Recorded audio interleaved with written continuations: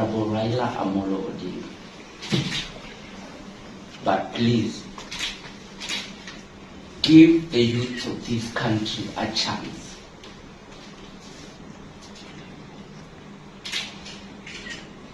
I know there is zoning, and Mathare has been zoned as an ODM area.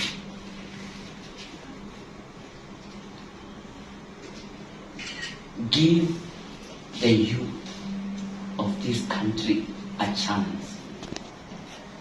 Give the people of Mathare a chance to get the leader they have always wanted.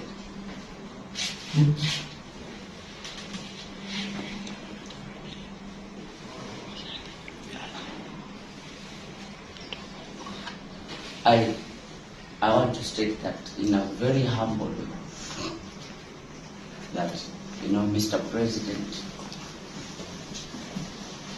my party leader, Uhuru Muigai Kenyatta, to the field, Raila Amolo Odinga,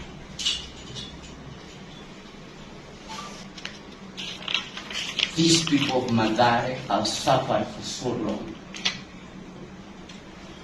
I did not come to politics because I wanted a job. I already had one. But these people of Mathare want someone that can understand their problems, someone that comes from them.